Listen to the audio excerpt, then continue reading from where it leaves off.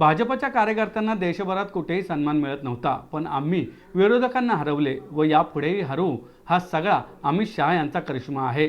भाजपचा हा अभेद्य किल्ला एका रात्रीत तयार झालेला नाही, तर त्यामागे अनेकांचे परिश्रम आहेत। पुस्तक रूपाने ते समोर आले आहेत, ही चांगली गोष्ट असल्याचं प्रतिपादन केंद्रीय महिला व बालविकास मंत्री स्मृती इराणी यांनी केलंय। केंद्रीय मंत्री अमित शहा यांच्यावर लिहिलेल्या अमित शहा आणि भाजपची वाटचाल या पुस्तकाच्या मराठी अनुवादाचे प्रकाशन बालगंधर्व सभागृहात झाले। भाजपचे केंद्रीय सरचिटणीस श्रीकांत भारतीय, खासदार गिरीश बापट, प्रदेशाध्यक्ष चंद्रकांत पाटील, शहराध्यक्ष जगदीश मुळीक, आमदार माधुरी मिसाळ, सिद्धार्थ शिरोळे, श्वेता महाले, उमा खापरे तसेच भाजपचे स्थानिक पदाधिकारी व्यासपीठावर उपस्थित होते। इराणी म्हणाल्या, अमित शहा यांनी एक एक वीड बांधत भाजपचा हा किल्ला अभेद्य केला आहे। कुठेही निवडणुका असू द्या, तिथे अमित शहा येतात व भाजपा ती निवडणूक जिंकते। त्यांनी इतिहास बनवला म्हणून त्यांच्यावर पुस्तक लिहिले गेले।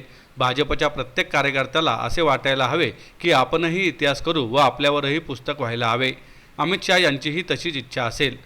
प्रदेशाध्यक्ष पाटील यांनी भाजपच्या इतिहासाचा जनसंघापासून धावता आढावा घेत शहा यांच्या संघटन कौशल्याचे विशेष कौतुक केले। खासदार गिरीश बापट यांनी 1 कोटी सदस्य संख्या असलेल्या भाजपला परदेशातील सदस्यांसह 18 कोटी सदस्यांवर नेऊन ठेवायला अमित शहा यांचेच कौशल्य कारणीभूत आहे असे सांगितले।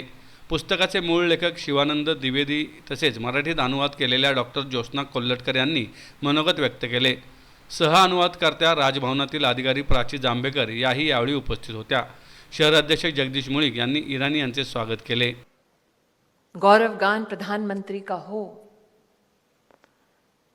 इस मंच पर कुछ लोगों ने कहा राम और लक्ष्मण की जोड़ी। मैं तो कहती हूं लक्ष्मण फिर भी राम के संग खड़े होते हैं, ये तो पीछे हैं।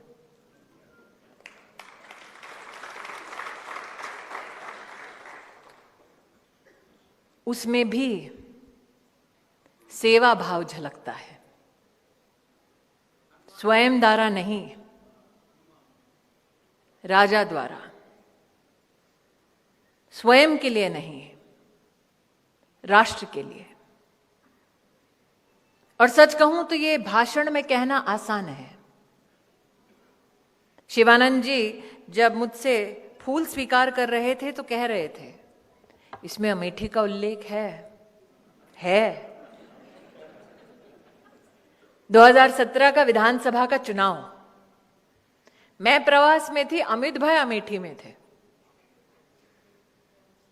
फोन आता है अचानक, अरे दीदी बहुत बड़ी मुसीबत हो गई। मैंने कहा क्या हुआ? अमित भाई रात को रुकेंगे। मैंने कहा व्यवस्था कैसे करें, यहां तो कुछ भी नहीं है। और ये सत्य है। अमेठी में जब तक भारतीय जनता पार्टी की सरकार नहीं आई, कलेक्टर का ऑफिस तक नहीं बना था।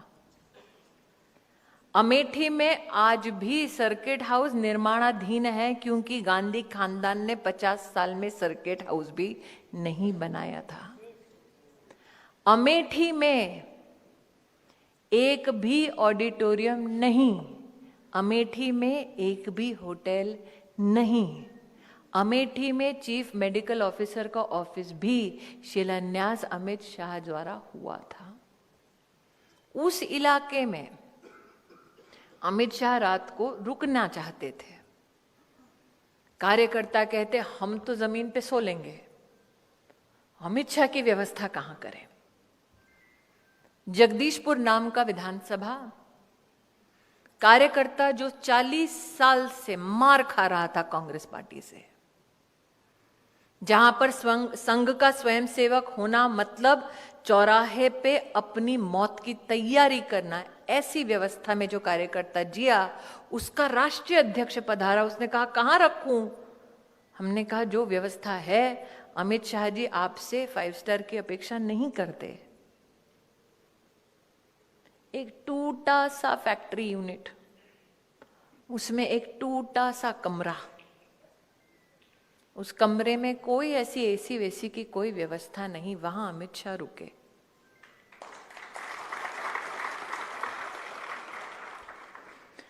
कि एक राष्ट्रीय अध्यक्ष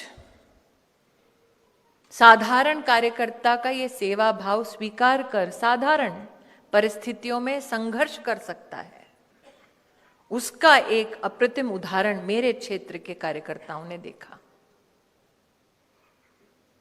इसलिए आज जब मैं शिवानंद जी को, ज्योत्सनाताई को, प्राचीताई को अभिनंदन देती हूं इस किताब के अनुवाद के लिए, इस किताब के प्रकाशन के लिए, तो आप सबसे निवेदन करती हूं कि इस किताब को, बापट सर ने जो कहा ना, हमारा काम है इस किताब को बेचना नहीं, ये हमारा काम नहीं है।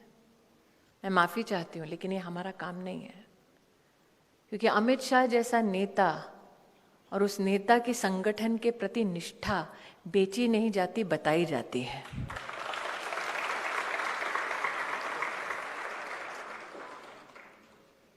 और इसीलिए ये किताब पढ़ना जरूरी है, क्योंकि जो हम पर कटाक्ष करते हैं कि BJP has become a winning machine, चुनाव आता है, बीजेपी की इतनी आज ताकत है कि कोई भी चुनाव अमित शाह प्रकट होते हैं, जीत जाते हैं। नहीं, अमित शाह ने कहा we are not a machine, we are a mission. और इस मिशन की निर्मिति में वर्षों का संघर्ष गया, बलिदान गया, कार्यकर्ता फूके। आज भी एनसीपी ने आक्रामक रूप दिखाया, लेकिन कोई ये सोच कर देखे, एनसीपी का कार्यकर्ता कभी मौत के घाट नहीं उतारा जाता, भाजपा का कार्यकर्ता टांग दिया जाता है बंगाल में। भारतीय जनता पार्टी की महिलाओं के ऊपर अभद्र टिप्पणियां होती हैं, तिरस्कार होता है, हम फिर भी आगे बढ़ते हैं संस्कार के साथ। और दादा ने जो कहा